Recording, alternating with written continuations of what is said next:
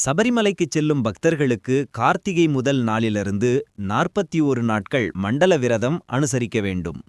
விரத காலத்தில் பிரம்மச்சரியத்தை கடைப்பிடித்து அதிகாலையில் எழுந்து நீராடி ஐயப்பனை மனதாலும் உடலாலும் பக்தி சிரத்தையுடன் வழிபட வேண்டும். விரதமுறை. அடிப்படை விதிகள். பிரம்மச்சரியம். விரத காலத்தில் உடல் ரீதியான இச்சைகளை தவிர்த்து பிரம்மச்சரியத்தை கடைப்பிடிக்க வேண்டும். உணவு முறை. சாத்வீகமான எளிமையான சைவ உணவை மட்டுமே உண்ண வேண்டும்.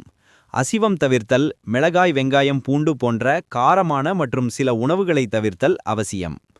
ஆடை. கருப்பு அல்லது நீல நிறப்பட்டு அல்லது பருத்தி ஆடைகளை அணிய வேண்டும். எழுதல் மற்றும் படுக்கை.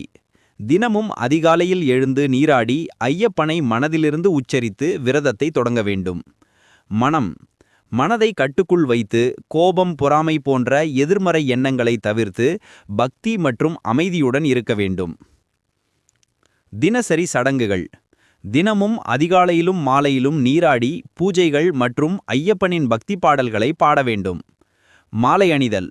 கார்த்திகை மாதம் முதல் நாள் அல்லது சபரிமலை யாத்திரை தொடங்கும்போது பக்திபூர்வமாக ஐயப்பன் மாலையை அணிந்து கொள்வார்கள்.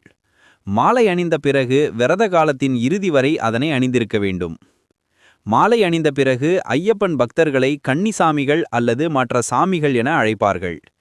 யாத்திரை. 41 நாட்கள் விரதம் முடிந்த பிறகு சபரிமலைக்கு சென்று சுவாமி ஐயப்பனை தரிசிக்கலாம். பம்பையிலிருந்து சன்னிதானம் வரை நடந்தே செல்ல வேண்டும். வழியில் எருமேலி அல்லது வண்டிப்பெரியார் போன்ற இடங்கள் வழியாக பயணிக்கலாம்.